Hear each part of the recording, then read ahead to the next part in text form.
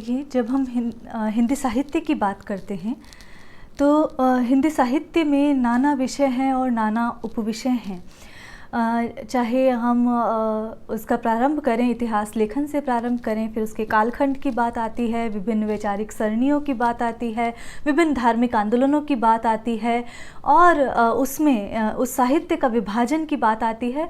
और फिर जब हम आधुनिक काल तक पहुंचते हैं तो कितने आंदोलन हुए हैं, चाहे वो साहित्यिक आंदोलनों की बात करें हम, तो किस प्रकार हर एक चीज़ ने साहित्य को प्रभावित किया है, किस प्रकार साहित्य में जनमानस की जो चित्त वृत्तियाँ हैं वो प्रतिबिंबित हुई हैं, उन सब बातों को हम साहित्य की सीमा में देखते हैं। आज के जिस विषय का चुनाव मैंने इस कक्षा के लिए किया है वो है हिंदी साहित्य में सर्वप्रथम।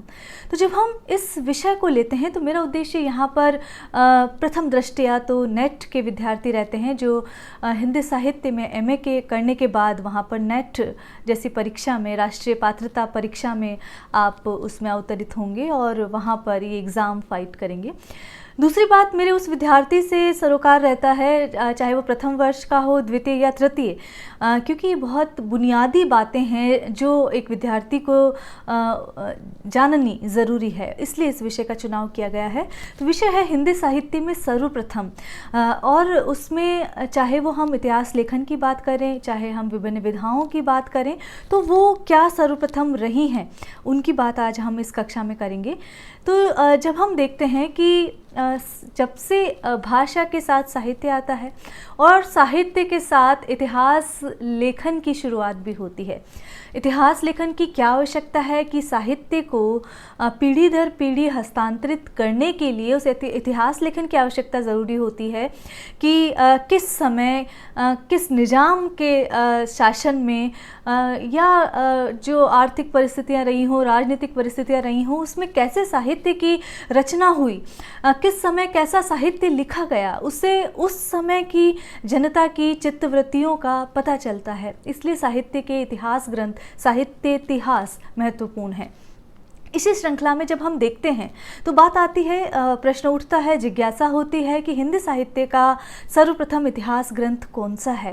तो देखिए, जो सर्वप्रथम इतिहास ग्रंथ लिखा गया तो वो अगर हम देखें तो फ्रेंच और अंग्रेजी में सामने आते हैं, हिंदी में नहीं सामने आते हैं। जब हम बात करते हैं तो फ्रेंच भाषा में जो गार्सद तासी हैं वो इतिहास ग्रंथ लिखते हैं और उसका नाम वो देते हैं हिस्टोरिक de la लिटरेचर हिंदुई ए हिंदुस्तानी। तो इस्तवार de la लिटरेचर हिंदुई ए हिंदुस्तानी, ये वो नाम देते हैं। जैसा कि फ्रेंच विद्वान है तो फ्रेंच भाषा में लिखा है और ये जो है 2 भागों में ये आया है। प्रथम भाग इसका 1839 ईस्वी में और द्वितीय जो है 1846 ईस्वी में आ जाता है। तो इसमें 700 कवि रखे गए हैं और ये अंग्रेजी वर्णमाला अनुसार रखे गए हैं। यदि इसमें देखें तो जो फ्रेंच संस्करण में यदि कुल कवि 700 यहाँ पर लिखा है हमने, लेकिन 700 से कुछ ऊपर 738 कवि हैं वहाँ पर, और उसमें हिंदी के कवियों की संख्या देखें तो 72 है और इनके नाम अंग्रेजी वर्णमाला अनुसार उन्होंने लिखा है। ये प्रथम इतिहास ग्रंथ ज़रूर है लेकिन इसकी अपनी सीमाएं हैं और इन्हीं के चलते बाद में सतत इतिहास लेखन हुआ। देखिए, यहाँ पर वर्णमाला अनुसार जो कवियों को शामिल ज़रूर किया गया लेकिन काल विभाजन का कोई प्रयास यहाँ पर नहीं दिखता है, और जो अकारादि वर्ण क्रमानुसार स्थान दिया गया है। यदि ये देखें तो प्राय कोश निर्माण में ये कार्य इस तरह किया जाता है वर्णमालानुसार या अकारानुसार। यदि हम देखें किसी इतिहास ग्रंथ में इस तरह से करने का प्रयास नहीं दिखता है। तटस्थता, पर्यवेक्षण और जो वर्गीकरण की करने की जो क्षमता है उसका भी इसमें अभाव दिखता है। तो ये कुछ ज़रूरी बातें हैं जो आपको जो हिंदी साहित्य का यदि सर्वप्रथम इतिहास ग्रंथ कहें जो फ्रेंच भाषा में लिखा गया है उसके लिए जाननी ज़रूरी है। तो ये थे गार्सद तासी, प्रथम इतिहासकार जिन्होंने हिंदी का इतिहास फ्रेंच भाषा में लिखा। हिंदी का सर्वप्रथम पत्र कौन सा है जो निकलता था, जो कोलकाता से निकलता था? यदि हम इसकी बात करें तो उदंत मार्तंड आता है और ये प्रश्न आरपीएससी यूपीएससी कई बारी पूछा जाता है, कई मार्फत पूछा जाता है। कलकत्ता से निकलता है। कब निकलना प्रारंभ हुआ? 30 मई 1826 ईस्वी में ये निकलना प्रारंभ हुआ। प्रति मंगलवार ये प्रकाशित होता था। 1 वर्ष तक ही इसका प्रकाशन चला है और 79 अंक जो अब 79 अंक जो हैं इसके प्रकाशित हुए हैं और 1827 दिसंबर में ये बंद हो जाता है। तो लगभग 1.5 साल के समयावधि तक ये प्रश्न जो पत्र है वो प्रकाशित होता रहता है। जो इसका अंतिम अंक निकलता है उस अंतिम अंक में एक टीप जो छपती है वो ये है, आज दिवस लो उग चुक्यो मार्तंड उदंत, अस्ताचल को जाता है दिनकर दिन अब अंत। तो अपने समापन की सूचना ये इस प्रकार देता है कि रवि जिस प्रकार अस्ताचल को जाता है उसी तरह ये जो सूर्य है पत्र का उदंत मार्तंड ये भी अब अस्ताचल हो जाता है। तो ये वाली बात है। उदंत मार्तंड पहला पत्र है, 30 मई 1826 को प्रकाशित होता है। और जो जुगल किशोर शुक्ल, ये बात आप ज़रूर नोट करें, जुगल किशोर शुक्ल जो हैं वो इसके प्रथम संपादक माने जाते हैं। तो ये आपकी जानकारी में रहना चाहिए कि जुगल किशोर शुक्ल जो हैं इसके संपादक हैं। हिंदी साहित्य का सर्वप्रथम काल, देखिए जब हम हिंदी साहित्य के काल विभाजन का प्रयास करते हैं, जब हिंदी साहित्य के नाना इतिहास ग्रंथों को देखते हैं, चाहे वो आप गारसद तासी से ही शुरू कर ले, शिवसिंह सेंगर आते हैं, ग्रियर्सन आते हैं, उसके बाद मिश्र बंधु आते हैं, आचार्य रामचंद्र शुक्ल आते हैं, हजारी प्रसाद द्विवेदी आते हैं, विश्वनाथ प्रसाद मिश्र आते हैं। इन सभी ने इतिहास लेखन के प्रयासों में काल विभाजन का भी प्रयास किया है। और जो सर्वाधिक मान्य काल विभाजन हुआ है वो है आचार्य रामचंद्र शुक्ल का, क्योंकि उन्होंने बहुत वैज्ञानिक दृष्टि से काल विभाजन का प्रयास किया है। तो जब हम इस दृष्टि से देखते हैं तो हिंदी साहित्य का जो सर्वप्रथम कालखंड है, जिसे कि आदिकाल नाम हजारी प्रसाद द्विवेदी, आचार्य हजारी प्रसाद द्विवेदी ने दिया, वो पहला कालखंड माना जाता है। और इसका जो समय है वो संवत 1050 से 1375 विक्रम संवत माना जाता है। देखिए विक्रम संवत की बात कर रहे हैं हम, ईस्वी में कुछ और बातें होंगी, इसलिए इस तरह आप भ्रमित ना हो। तो संवत की जब हम बात करते हैं तो 1050 संवत से 1375 विक्रम संवत। और जब आदिकाल नामकरण की बात आती है तो ये आदिकाल नाम जो है आचार्य हजारी प्रसाद द्विवेदी का दिया गया है। इसी कालखंड को यदि जब हम देखते हैं तो और इसके नामकरण की जो समस्या है बहुत भयंकर रही है। देखिए 2 ही कालों के नामकरण की समस्या पाई जाती है, विवाद पाए जाते हैं, एक आदिकाल है और एक रीतिकाल। आदिकाल में सर्वथा ये बात आई है कि इसे सर्वाधिक नामों से जाना जाता है, इसे सर्वाधिक नामों से पुकारा गया।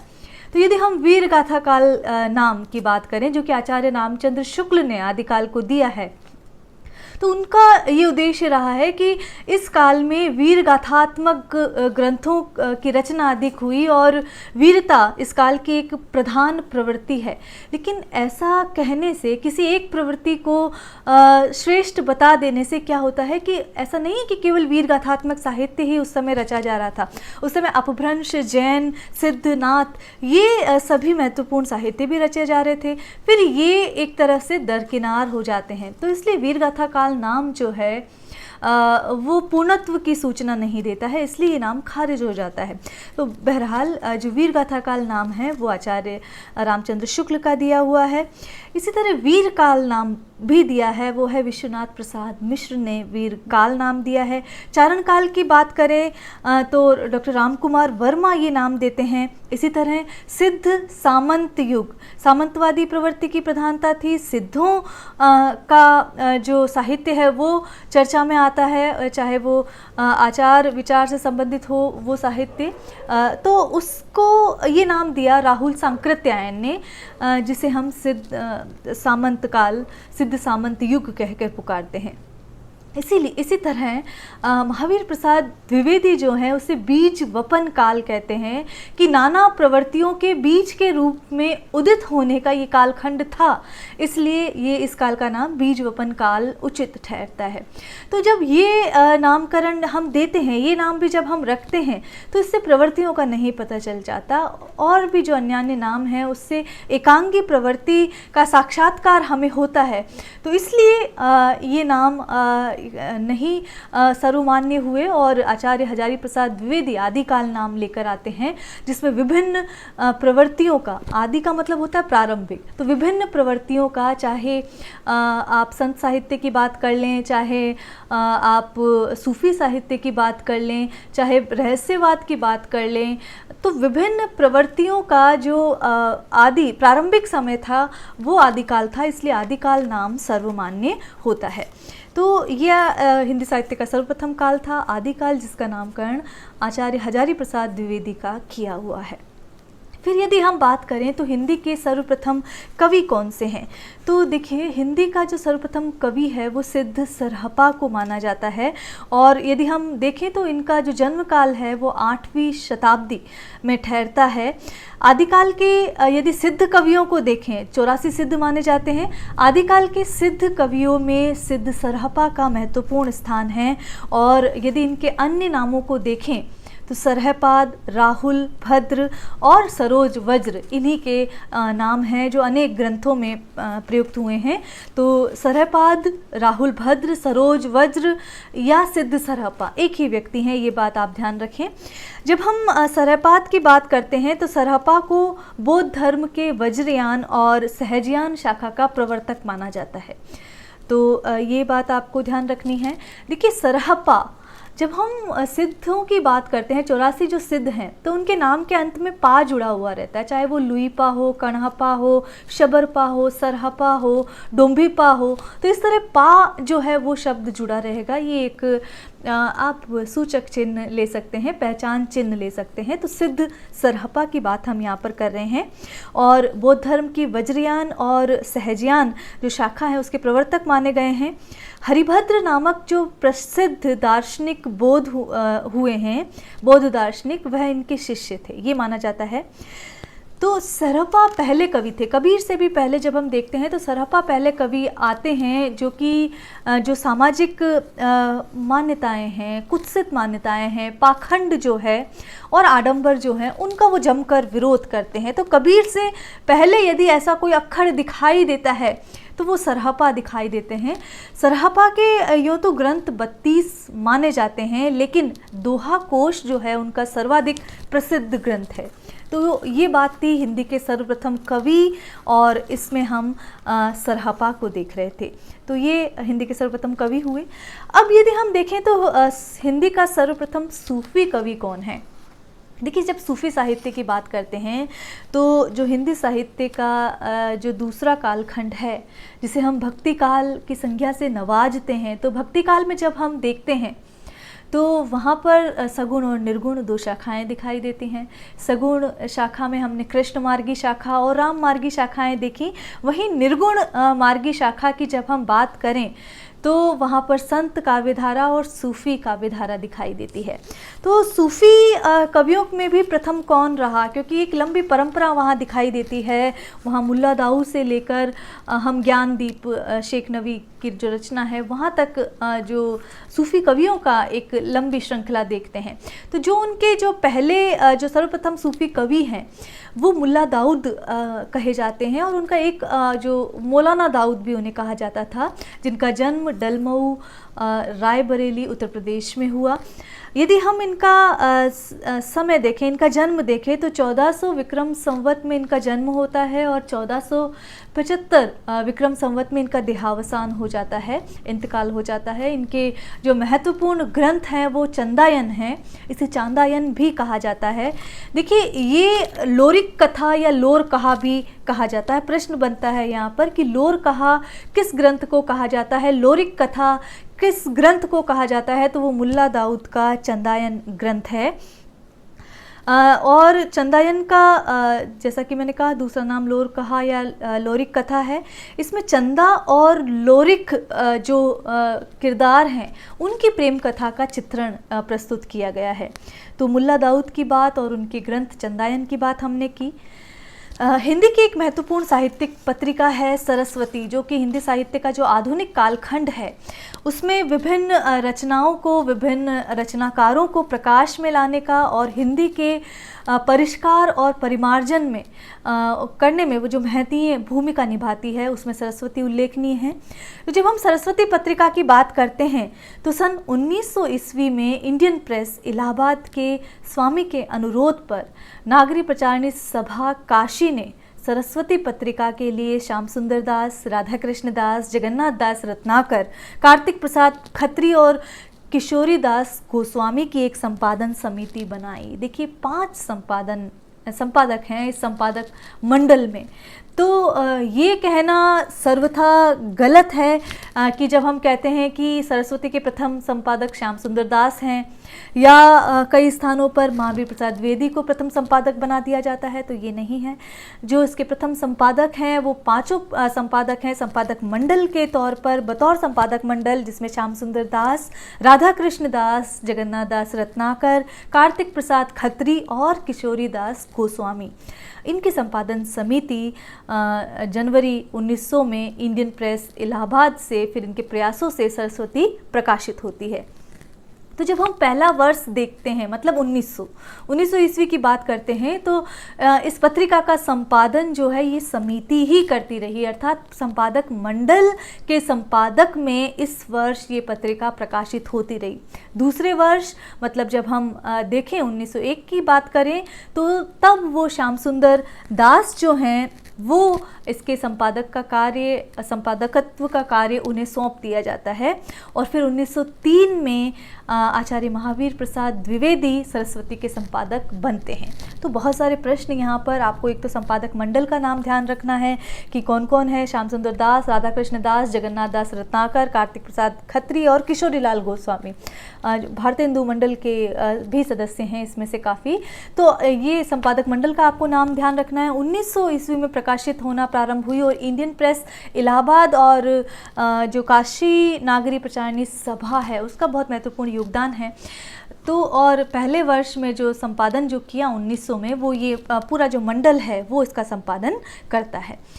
हिंदी का सर्वप्रथम अनुदित नाटक, देखिए जो भारतीय हिंदू युग में जब बात करते हैं तो हिंदी का जब प्रादुर्भाव हुआ 1000 ईस्वी के आसपास जब देखते हैं, तो और फिर यदि इसके कालखंड को देखते हैं, आधुनिक काल के पहले कालखंड भारतीय हिंदू युग जो 1850 से 1900 तक माना गया है, तो उस समय जो रचनाएं सामने आई वो अनुवाद के माध्यम से अधिक सामने आई और इसमें जो संस्कृत और बांग्ला नाटकों का जो प्रभाव रहा वो बहुत अधिक रहा।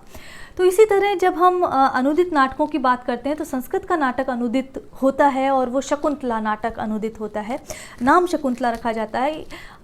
और अभिज्ञान शाकुंतलम जो कि कालिदास का नाटक है उसका जो अनुवाद है शकुंतला वो प्रकाशित होता है और ये प्रकाशित होता है 1863 ईस्वी में प्रकाशित हुआ। इस नाटक के लेखक लक्ष्मण सिंह हैं और राजा शिव प्रसाद सितारे हिंद ने अपनी गुटका में भी शकुंतला नाटक को स्थान दिया। बाद में फ्रेडरिक पिंटॉक ने इसे इंग्लैंड से प्रकाशित करवाया। 2 शब्द यहाँ पर जानिए, अनुदित और अनुदित। जिस किताब से मैंने देखा वहाँ पर अनुदित लिखा है, मतलब हर्स्व ऊ, तो अनुदित का मतलब है जिसका अनुवाद नहीं किया गया है और अनुदित का मतलब है जिसका अनुवाद किया गया है। ये अंतर आपको जान लेना चाहिए। देखिए साहित्य को जब हम 19वीं सदी के उत्तरार्ध की बात करते हैं तो वहाँ पर जो अब तक आवाज़ें हाशिए पर रही उनकी आवाज़ों को उठाने का प्रयास किया गया, लेकिन एक अलग धारा का नाम उसे दे दिया गया।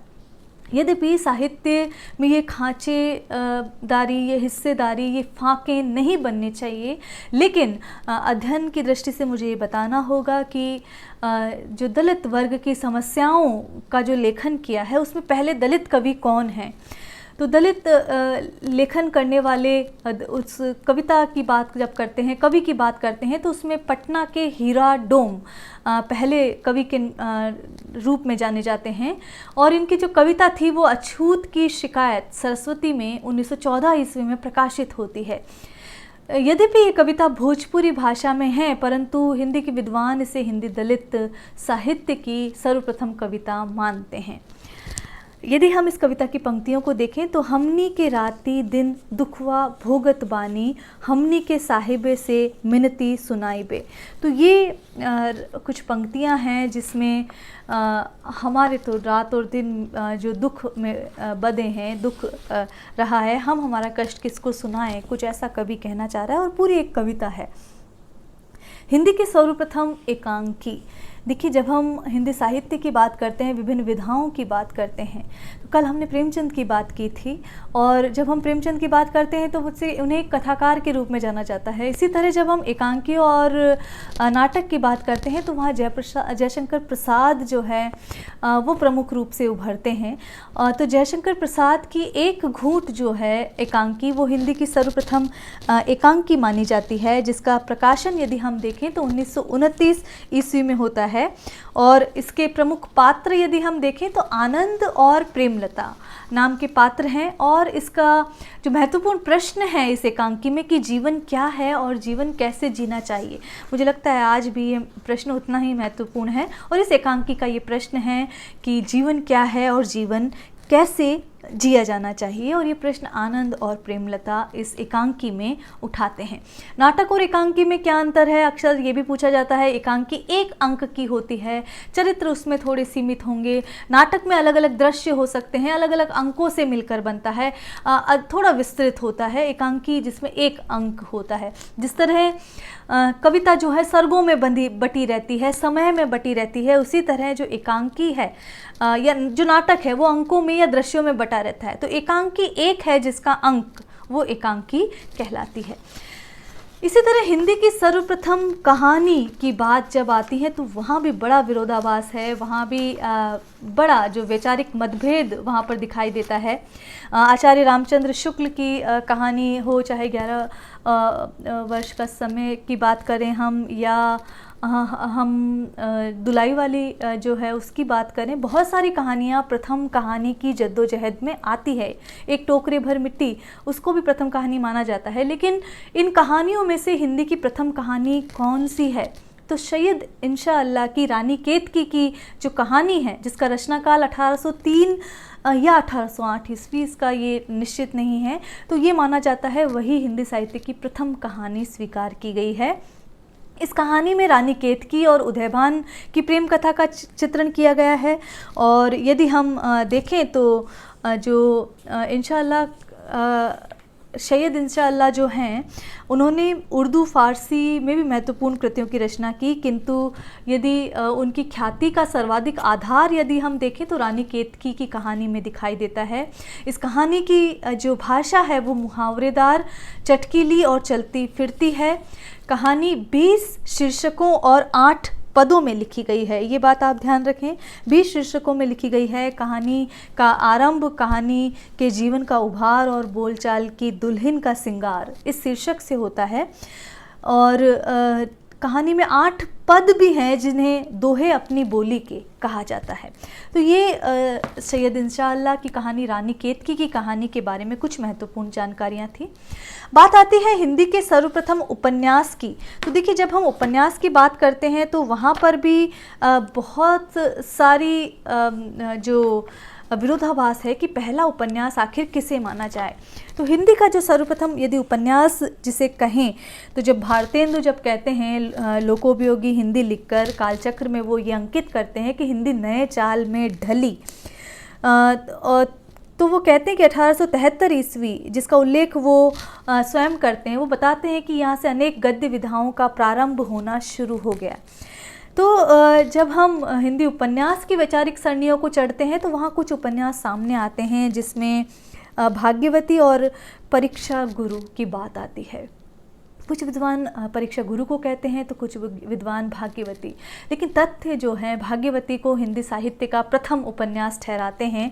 भाग्यवती जिसके लेखक श्रद्धाराम फुल्लोरी हैं, तो हिंदी का सर्वप्रथम जो उपन्यास है वो भाग्यवती है और उसके लेखक श्रद्धाराम फुल्लोरी।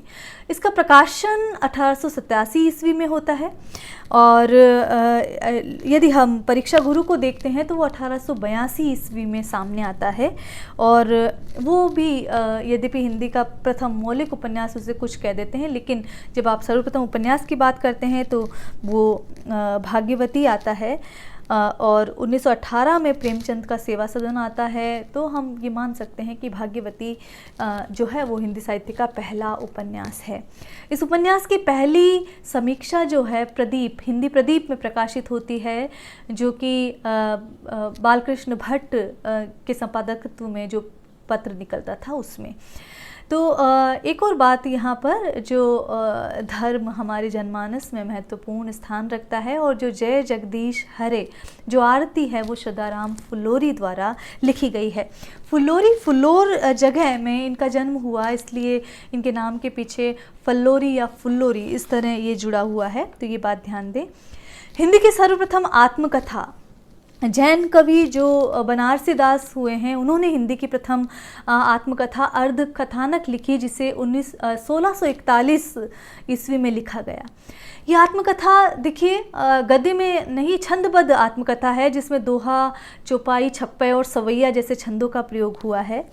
यदि हम इस आत्मकथा की बात करें तो इसमें ये तो विशेषता है ही कि छंदबद्ध है, और उस समय ये माना जाता था कि जो आम जीवन है या मनुष्य की जो आयु है वो 110 वर्षों तक की होगी। तो जब बनारसी दास ये आत्मकथा लिखते हैं उनकी आयु 55 वर्ष थी, तो इसीलिए इसका नाम ये रखा गया अर्ध कथानक। तो ये बात ध्यान रखें। इसमें लेखक ने जो सत्य को बड़े साहस से स्वीकार किया है, इसीलिए वो ये पंक्ति लिख बैठते हैं कि तजिकुल कान लोक की लाज, कि मैंने लोक की मर्यादा छोड़कर भयो बनारसी आशिक बाज, कि बनारसी जो हैं वो आशिक की मिजाज रखते थे और अपने लोक के कुल की मर्यादा को उन्होंने ताक पे रखती थी। तो ऐसी बातें वो स्वीकार करते हैं। तो एक तरह से सत्य को बड़े साहस के साथ कहा जाता है कि उन्होंने इस आत्मकथा में स्वीकार किया है। हिंदी का सर्वप्रथम प्रामाणिक व्याकरण ग्रंथ की यदि हम बात करें तो पंडित कामता प्रसाद गुरु इसमें अकेले खड़े नज़र आते हैं, और ये ग्रंथ 1920 में इंडियन प्रेस प्रयाग से प्रकाशित होता है। यदि पंडित कामता प्रसाद गुरु की बात करें तो जो ये व्याकरण ग्रंथ तो महत्वपूर्ण है ही, ये बाल सखा तथा सरस्वती पत्रिका के संपादक भी रहते हैं। तो इस तरह ये जो विशाल ग्रंथ है, नागरी प्रचारणी सभा काशी के अनुरोध पर 1920 में लिखा जाता है। और यदि हम देखें तो इस ग्रंथ के लेखन में पंडित कामता प्रसाद गुरु अनेक ग्रंथों का सहारा लेते हैं, जिसमें महावीर प्रसाद द्विवेदी, चंद्रधर शर्मा गुलेरी, पंडित लज्जा शंकर झा और बाबू श्याम सुंदर दास तथा आचार्य रामचंद्र शुक्ल के प्रति वो इसमें कृतज्ञता ज्ञापित करते हैं, क्योंकि उन्होंने उनसे इसमें मार्गदर्शन लिया है। तो इस ग्रंथ में प्रस्तावना और हिंदी की उत्पत्ति, 2 खंडों के अतिरिक्त कुल 3 भाग तथा 52 अध्याय हैं और 4 परिशिष्ट भी दिए गए हैं। तो ये हिंदी का सर्वप्रथम प्रामाणिक व्याकरण ग्रंथ माना जाता है। परिमार्जित गद्य की सर्वप्रथम पुस्तक कौन है? तो हिंदी की परिमार्जित गद्य की सर्वप्रथम पुस्तक यदि हम देखें तो भाषा योग वशिष्ठ है, और इसके जो रचयिता हैं वो राम प्रसाद निरंजनी हैं। तो पटियाला दरबार में कथावाचक रहे हैं। पटियाला रियासत की महारानी देसों को सुनाने के लिए ही निरंजनी ने अपनी एकमात्र रचना भाषा योग वशिष्ठ का प्रणयन किया। ये बात आप ध्यान रखें कि पटियाला रियासत की महारानी देसों को सुनाने के लिए इस ग्रंथ का जो प्रणयन किया गया। तो लल्लू राम के प्रेम सागर से 62 वर्ष पहले ये रचना लिखी गई है, और इसे आचार्य रामचंद्र शुक्ल ने हिंदी की परिमार्जित गद्य की पुस्तकों में पहली पुस्तक माना है। तो ये कुछ जानकारियाँ थी जो कि हिंदी साहित्य के विद्यार्थी को जानने के लिए ज़रूरी है, जो कि हिंदी साहित्य का विद्यार्थी जब परीक्षाओं के लिए तैयार होता है तो उसे ये जो बुनियादी बातें हैं उनका ज्ञान होना ज़रूरी है। ये श्रृंखला सतत चलेगी। आज के लिए इतना ही। नमस्कार।